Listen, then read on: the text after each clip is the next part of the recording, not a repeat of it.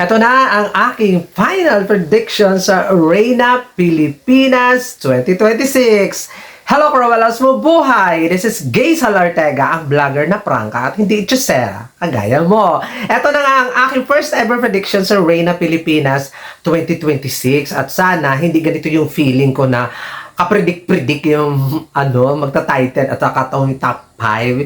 Yung sa susunod baga na taon,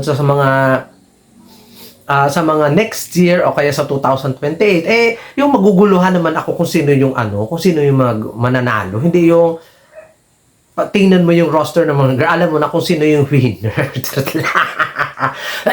Nakakaubo. Chart lang. Ayun na nga, ito na nga aking final prediction sa Reina Pilipinas 2026. Naloloka ba kayo? At alam na ba ninyo ang inyong final prediction? Magbago ba ang isip nyo? Chart lang. Ito na nga. So, before tayo mag-final prediction, ito kung sino ang makahula na obvious ang mga mahuhulaan ninyong lahat, nakakaloka, kung sino ang makahula ng mananalo sa Reina Pilipinas ay syempre mananalo ng 500 pesos GCash. At kailangan nandun siya sa mismong live reaction video ko sa Reina Pilipinas 2028 live reaction video. Kung wala siya doon, kahit nahulaan niya, sorry, not sorry. At sponsored by Madam Arpen, mananalo ng 300 pesos worth of Goldilocks e-gifts. Dalawa ang mananalo, kaya subaybayan na ninyo ang aking live reaction video. Bukod nanood pa kayo ng Reina Pilipinas, meron pa kayong ano ba tawag dito? Meron pa kayong pinapakinggan na walang ka-etchos-etchos na magsasabi ng katotohanan at pawang katotohanan because ang katotohanan ang siyang sa ating magliligtas. Ano daw? Charot lang. Charot lang. Hindi, because the truth will set me free, di ba? Charot lang. Yung iba kasi mga vlog, kung makapag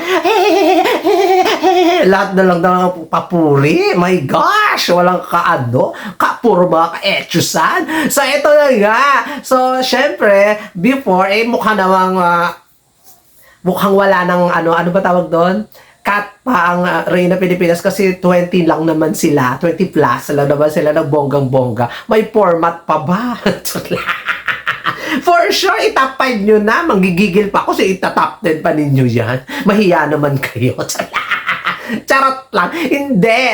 So, feeling ko top 20 pa evening gown, swimsuit, lahat sila kasi wala namang preliminary ito. Sa lahat sila pa evening gown, lahat pa swimsuit kasi nakakahiya naman doon sa mga girls. Kakaunti nga lang sila, ikakap pa. So, ayun na nga yung excited. Tapos, automatically, top 5 na. Para first runner-up, second runner-up, ang tatlong queen. 2 MGI All-Star at saka Miss Grand International Philippines. Okay.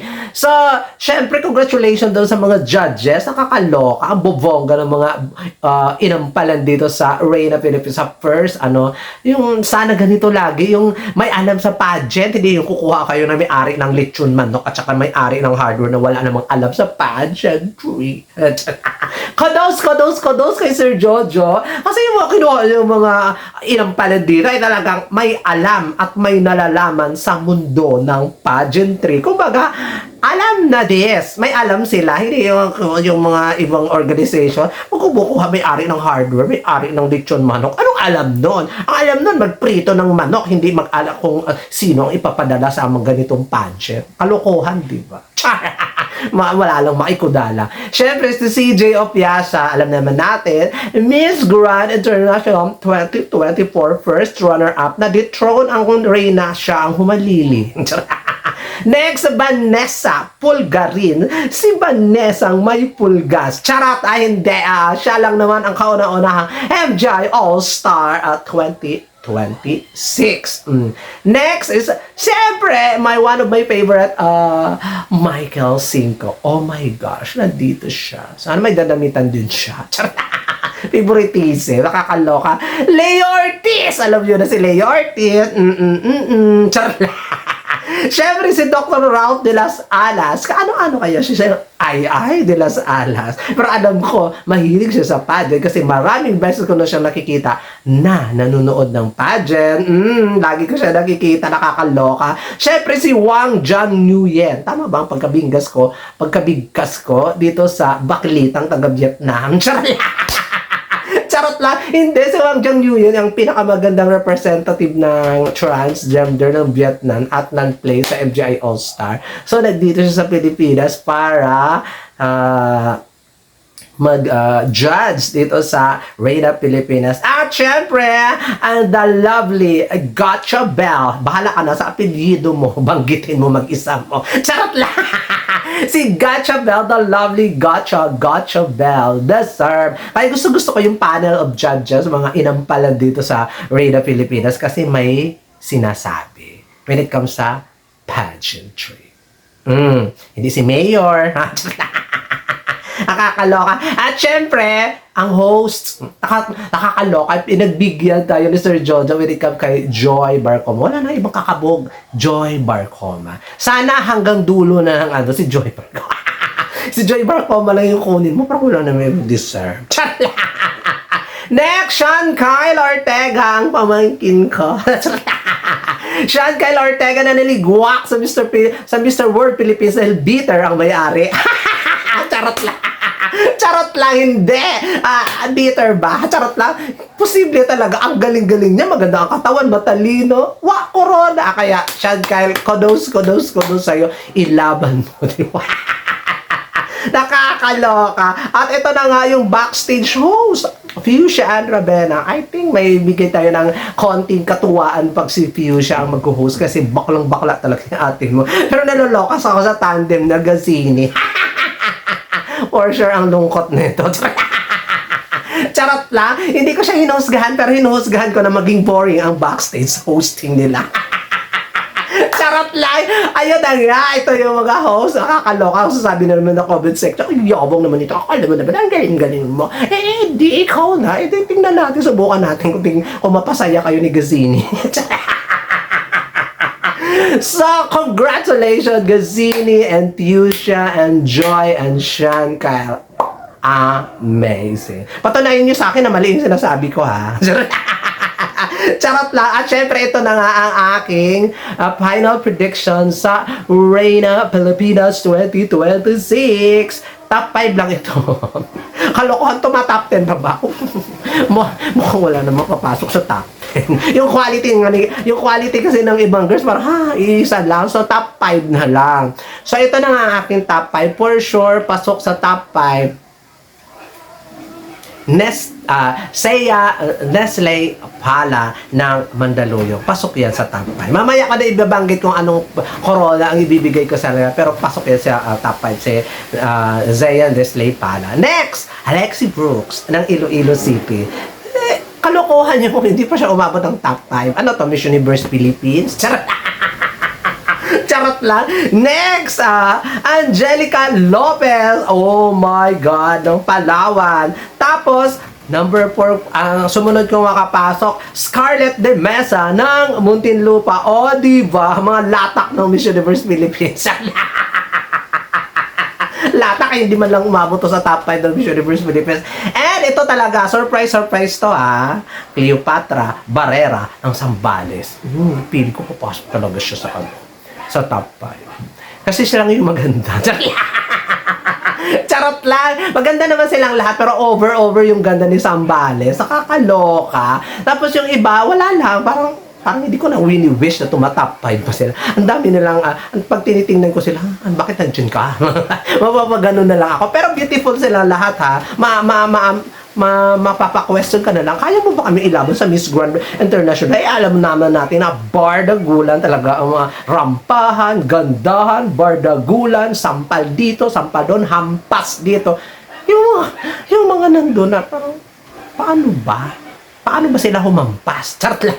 So, hindi ko naman muna sila husgahan, pero tingnan natin sa finals kung kaya ba nila. Hindi nga nila kayang sumigaw, eh. Charot lang. Ayun na nga, yung aking top 5. Pero guys, ang aking second runner-up dito ay si Scarlett de Mesa. I think. Pero pwede siyang mag-represent sa MGI All-Star, pwede siyang koronahan ng MGI All-Star, pero is the second runner-up ko siya. Ang aking first runner-up, oh my gosh. Ang sakit nito ha, pero I love her. I love her so much. Zaya Nestle pala ng Mandaluyong. Siya ang aking first runner-up. Oo. Kasi, oo, siya. Naliliitan ako sa kanya. Feeling ko pag nakita siya ni Nawat, ano yun? Hindi ko kailangan si Mahal. Char! Hindi! Naliliitan ako sa kanya as a beauty queen. Maganda, matalino, performer. Pero naliliitan talaga ako sa kanya. Kaya gawin ko siyang first runner-up. At gusto ko, ipadala ng Miss Grand International ngayon ay ng Reyna Pilipinas at ipadala sa Miss Grand International sa October ay si Cleopatra Barrera ng Zambales. Siya ang gusto ko ipadala, B. Laban talaga yung fest. Yung ganyan yung mga hinahanap ni Mr. Nawat. For sure, pag makita doon Mr. Nawat, siya talaga i-epic niya. Kasi nga, matangkad, maganda, at saka, ay, talaga. At saka, kung ipapadala ko kasi yung ibang mga queens na mga sikat na sa Miss Grand International, maging alay siya. Nararamdaman ba ninyo na maging alay siya? Hindi healthy ang isang pageant na triple back-to-back. Hindi siya healthy. Hindi siya maganda sa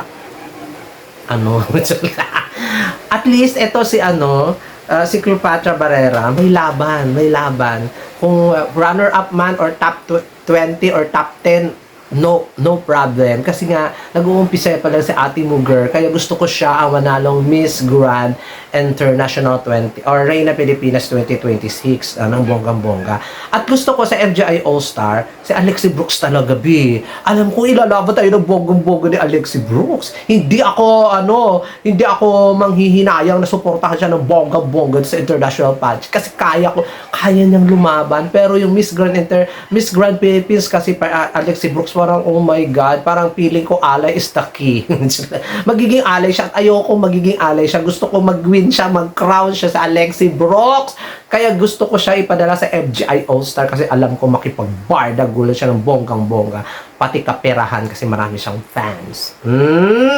Alalahanin mo, qualified lang dito sa mga girls na nabanggit ko ay yung na-compete internationally, which is si Angelica Lopez at saka si Alexi Brooks. Si Scarlett compete na rin siya, pero let's see, at saka sino ba yun? Si Patricia Lorenzo Diaz ba yun? Yung Becky Bells? Yun, sila yung apat lang sila ang pwedeng mag-compete sa MGI All-Star. Pero yung choice ko, si Alexi Brooks ng Iloilo City at saka si Angelica Lopez ng Palawan. Sila talaga yung choice ko para sa MGI All-Star kasi kaya nilang lumaban doon ng bonggang-bongga. Sa Miss Grand International at representing Philippines, gusto ko talaga si Cleopatra Barrera. I'm sorry ha, taliwas yung prediction ko sa mga prediction nyo, pero gusto ko talaga siya. Nandun yung puso ko kay Zaya Nestle pala, pero sobrang naliliitan ako sa kanya. Baka hindi siya makita ni Mr. Nawat. Charot lang. Charot lang. No, promise. Naliliitan talaga ako sa kanya. Ayun. So, there you go, guys. Yun ang aking final prediction sa Reyna Pilipinas 2026. Gusto kong mag-Reyna Pilipinas 2026 ay si Cleopatra Barrera talaga. Siya talaga ang gusto kong mag-win ng crown. Next ko ang MGI All-Star, Alexi Brooks and Angelica Lopez. First runner-up ko si Zaya Nestle pala at saka second runner-up ko si Scarlett de Mesa. There you go! Mag-comment below lang kayo kung sino yung mga gusto ninyong manalo at makoronahan sa Reyna Pilipinas 2026. Oh my God, this is it. By the way, this is Gayson Ortega, ang vlogger na prank at hindi Chusera kagaya mo, di ba? Di ba? Bye!